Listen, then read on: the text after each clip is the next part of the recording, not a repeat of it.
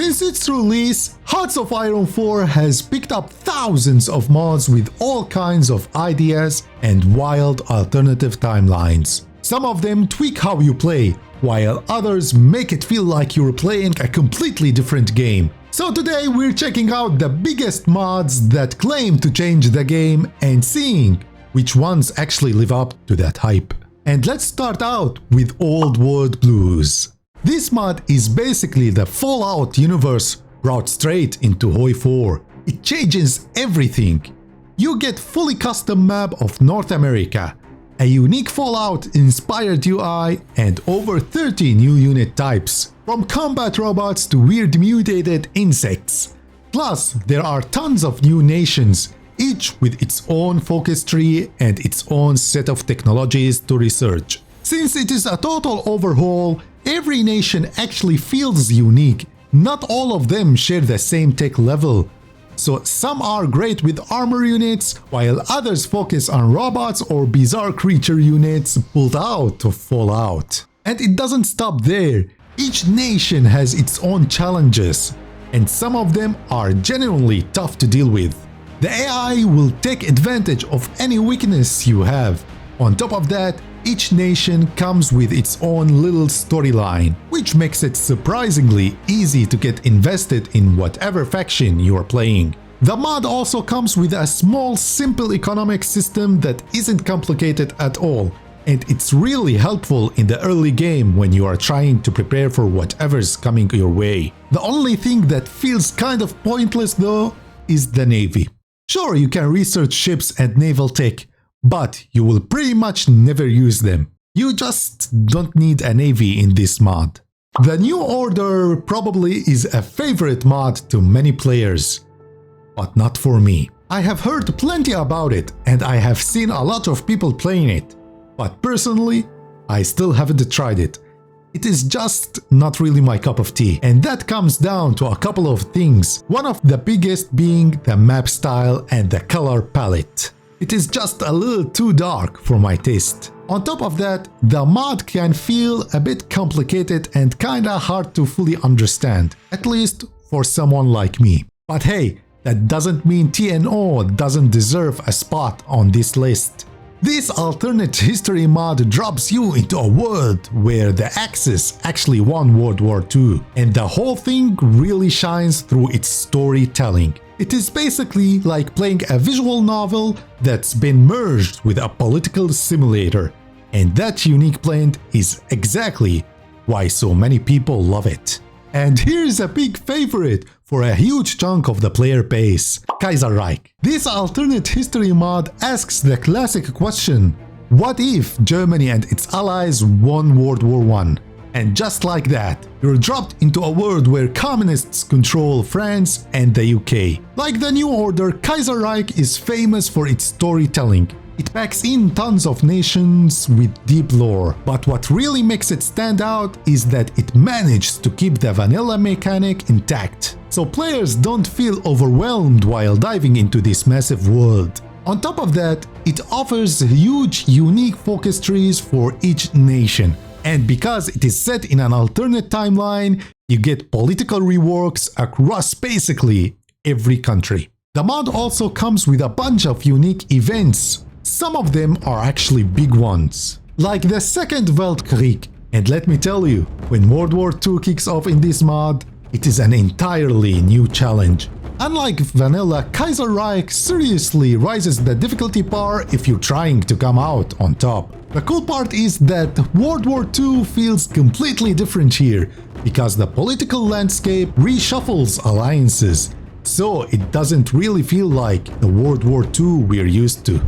And compared to the vanilla, Kaiserreich is way deeper and way more replayable. Those gigantic focus trees and the multiple paths for almost every nation make for an incredibly story-driven experience. And honestly, this mod was so influential that it ended up inspiring a ton of other major mods like Kaiser Redux, the New Order, and the Great War Redux. And the next one is Millennium Dawn, the classic modern day mod that brings modern day map into the game. This mod loads the game with modern military equipment such as tanks, jets, drones, and even space warfare. But the real centerpiece here is its insanely detailed economic system. We're talking GDP management and national budgets. You will probably find yourself spending most of your time handling budgets and diplomacy instead of fighting wars. Now, while Millennium Dawn does a great job translating the modern world into HOI4, it definitely falls short in the storytelling department. There aren't many scripted events, which hurts replayability a bit. It does include unique focus trees for major nations and a few minor ones,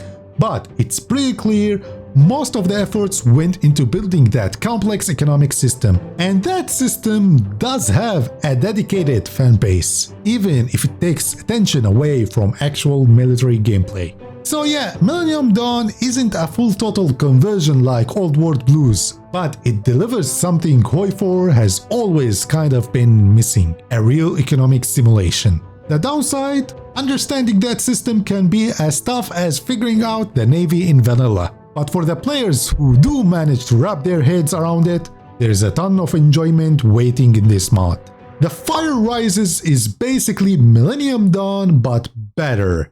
It still gives you a modern day world, but this time it takes everything down to an alternate path toward a full-blown World War III. And honestly, everything Millennium Dawn struggled with, the Fire Rises absolutely nails. The mod features a fully scripted chain of events that flow naturally, from a civil war in Saudi Arabia to a US civil war to China attacking Taiwan and eventually Russia invading Eastern Europe. All of these spirals into a massive World War III scenario, and it is done in a really engaging way. What makes it so fun is how well the scripting is handled.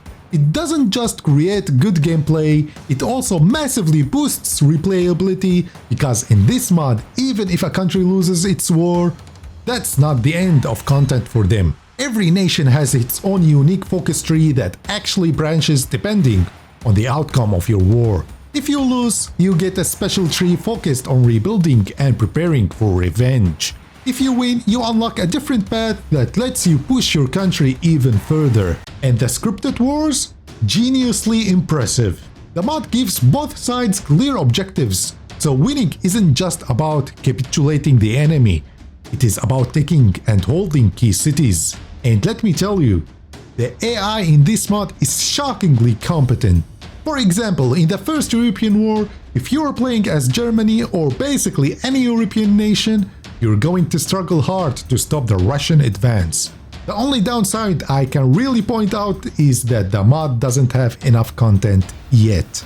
Not every country has a full focus tree, but to be fair, the mod is still a work in progress, so that's completely understandable. And finally, the mod that recently is getting everyone's attention, Equestria at War. With a completely new map, Equestria at War brings a full-on fantasy world into HOI4. This mod throws in magical units, special races, and a ton of fantasy-themed unit types. On top of that, you get a magic research tech slot that is totally unique for each nation, giving every playthrough its own unique play style. What's great is that it managed to do all of this while still keeping most of HOI4's original mechanics intact. So you can jump into it without needing to relearn the entire game or deal with overly complex systems. And of course, the mod delivers deep storytelling through its focus trees, each one tailored and unique to the nation you're playing. Basically, this mod turns HOI4 into a full-blown fantasy grand strategy game,